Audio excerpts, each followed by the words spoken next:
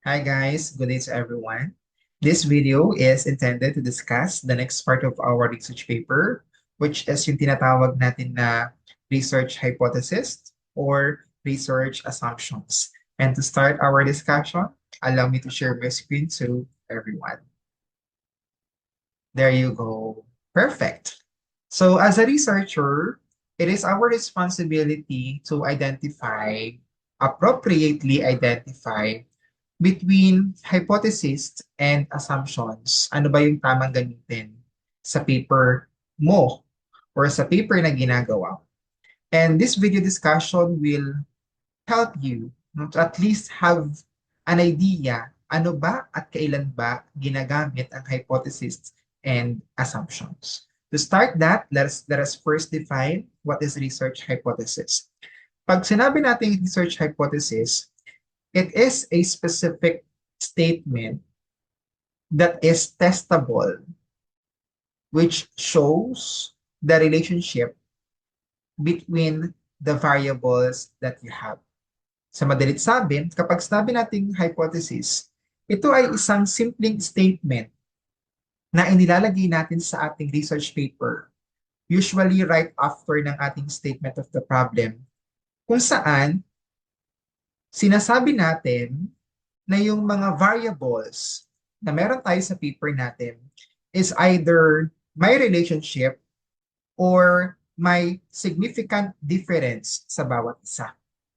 Okay, halimbawa, gusto mong malaman if ang pakikinig ba sa music ay talagang nakakatulong sa pagbawas ng level of anxiety or stress ng isang tao. So you have to make a statement about that and test that statement. Ang tawag po doon ay hypothesis. And at the same time, kapag appropriate ang pagkakagawa ng hypothesis, it might provide the researchers a good guides, no, regarding sa kung anong design ang gagamitin sa paper, anong data collection ang appropriate at anong data analysis ang tamang gamitin. Okay? That is possible only if maayos yung pagkakakonstruct ng ating hypothesis. Now, yung tanong ng bayan, kailan lang ba ginagamit ang hypothesis? Usually, according to Creswell and Creswell, ang hypothesis ay ginagamit sa mga quantitative studies. Pero hindi lahat ng quantitative studies ay pwedeng gumamit ng hypothesis. Mayroong clear-cut kung anong mga designs lamang under this methodology ang pwedeng gamitin. And technically, these are experimental studies. Can be pure or quasi, and then comparative studies, and lastly, correlational. Ibig sabihin, kung ang methodology ninyo ay quantitative at ang design ay pure experimental, dapat meron tayong hypothesis. Kung ang design ay quanti, tapos kung ang methodology ay quanti at ang design ay comparative, dapat may hypothesis. Ganon din kapag correlation. Okay po? So since malinaw na sa atin kung kailan lang dapat gumagamit ng hypothesis, let's now talk about ano ba yung mga hypothesis na inilalagay sa isang research paper.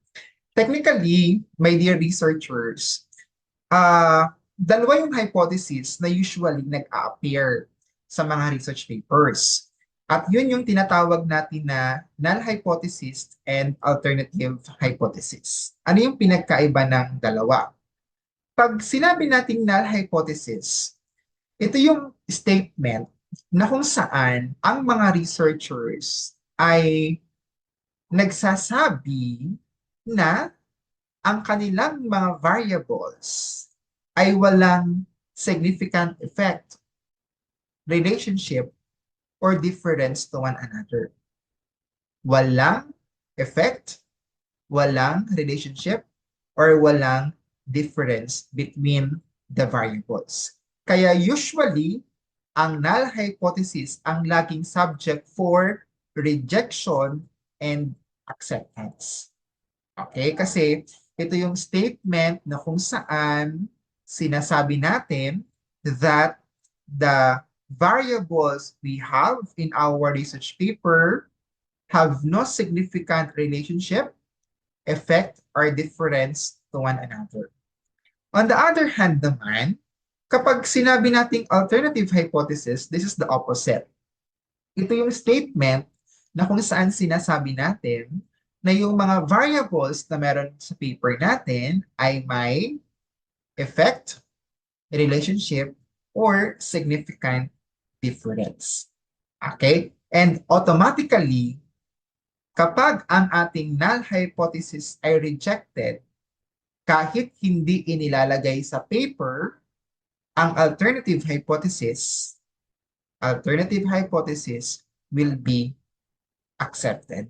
Ulitin ko ha, kapag ang null hypothesis na ginawa natin ay rejected, automatically, kahit hindi nakalagay sa paper ang alternative hypothesis, kasi usually ang inilalagay lang sa paper ay null hypothesis, okay? Whether you like it or not, automatic alternative hypothesis will be accepted. Now, let's have a concrete example of hypothesis na pwede natin gamitin sa paper natin. So I will be showing you both alternative and null hypothesis. Pero meron pa kayong isang concept na kailangang maintindihan when it comes to hypothesis. At ano yun?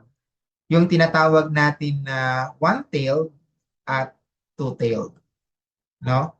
Meron tayong tinatawag na one-tailed null at meron din tayong tinatawag na one-tailed alternative. Meron tayong tinatawag na two-tailed null. Meron tayong tinatawag na two-tailed alternative. So alam na natin yung konsepto ng null, alam na natin yung konsepto ng alternative. Ang sunod na kailangan nating maintindihan, ano yung one-tailed, ano yung two-tailed. Pag sinabi nating one-tailed, ito yung idea kung saan alam na natin or nakapagbasa tayo ng literature and we have an idea kung ano yung kalalabasan ng ating paper. For example, tataas ba? Bababa ba? Madadagdagan ba? Mababawasan ba? Tingnan nyo itong example na to ng null hypothesis. Null is there's no, one-tailed. Patients who take drug A do not have, so do not. Dito pa lang sa do not na ito, alam na natin na ito ay naghuhudyat na ang binabasa nating hypothesis ay null kasi wala, no. Do not have lower. So yung word na lower, ito yung nagbigay ng signal sa mga researchers at readers na yung kanilang binabasang hypothesis ay one-tailed. Dahil specific no? Tataas ba? Bababa ba? Bababa. Okay? Tingnan nyo itong one-tailed hypothesis na to. No? Alternative. Alam na natin alternative. There is. Meron. Patients who take drug A have. So yung do not, napalitan ng have. Tapos, paano siya naging one-tailed? Kasi merong specific na expectation, bababa ang blood pressure. So yung tinatawag natin na one-tailed. Alam natin kung saan pupunta. It's either tataas, bababa, mababawasan, madadagdagan. That's it. Then kapag sinabi natin yung two-tailed, ito yung opposite ng one-tailed na kung saan hindi natin alam. Basta alam lang natin, mayroong difference, mayroong relationship. Pero hindi specific kung mataas ba yung difference, mababa yung difference, maganda ba yung relationship, or negative ba yung relationship. Tingnan nyo itong sample na to. Null. There is no. No. There is no difference in blood pressure between patients who take drug A and those who take placebo. Sinabi ba nila kung ano yung difference? Di ba wala? Basta alam lang nila, there is no. Walang pinagkaiba. Hindi lang nila alam kung pinagkaiba ba sa pagtaas or pagbaba. Tingnan nyo pa tong sample na to. There is a difference, so alternative, there is, meron. Difference in blood pressure between patients who take drug A and those who take placebo. Alam nila, merong difference. Hindi lang specific kung mababa ba or mataas. Another example, one-tailed hypothesis. The students who participate in after-schooling tutoring have higher score in mathematics than who do not participate. Meron daw difference. Maliwanag, one-tailed. Mataas. Okay po. And ito naman ang sample na to, that is one-tailed null. So there is no. No, there is no. And maliwanag na yung inassume nila ay higher. There is no higher ulit. Maliwanag. So that's the difference between one-tailed, two-tailed, alternative, and null hypothesis. Okay po. So sana maging aware kayo doon. Ngayon, Sir Joanny, sa paggagawa ng research paper, usually, alin po yung ginagamit? It's up to the researchers. Pwedeng one-tailed null or two-tailed null. Kasi katulad ng na-mention ko sa inyo kanina, hindi naman kasi natin nire-reflect sa paper natin ang alternative. Hindi naman inilalagay sa paper ang alternative hypothesis. No? Null lang palagi ang nilalagay. And it is the decision na ng mga researchers whether one-tailed null or two-tailed null. Ngayon, tingnan natin sample. Ito, paano po siya ipine-present sa paper?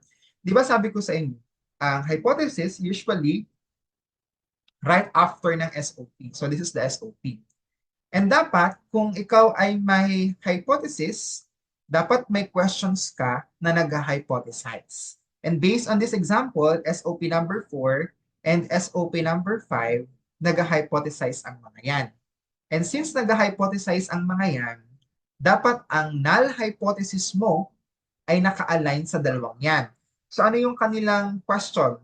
There is a significant difference between the demographic profile and purchasing behavior of the respondent. So dapat dito naka-align yung unang hypothesis. Tingnan natin yung first hypothesis nila. Sorry for the grammatical error. It should be there is no, not there is not. This one, tanggalin natin yung perfect. So, tingnan natin yung sample natin.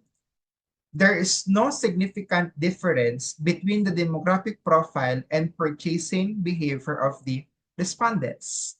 Null hypothesis. There is no difference between demographic profile and purchasing behavior. Ngayon ang tanong, what type of null hypothesis is that? Two-tailed or one-tailed? Maliwanag. Two-tailed yan. Kasi hindi naman sinabi kung low or high o kaya naman nadagdagan na bawasan. Basta alam lang nila merong significant difference. Okay? SOP number 5, ito yung next na nag-hypothesize. There is a significant difference between demographic profile and the level of financial literacy. So tingnan natin yung hypothesis. Sorry, meron ulit typographical error. Tanggalin natin yung T. Perfect. There you go. So there is no null hypothesis, significant difference between demographic profile and the level of financial literacy. Ang tanong, what type of null hypothesis is that? Maliwanag. That is an example of two-tailed hypothesis. So that's the process on how we do hypothesis. And I hope and I pray that you do understand how to make hypothesis. Thank you so much.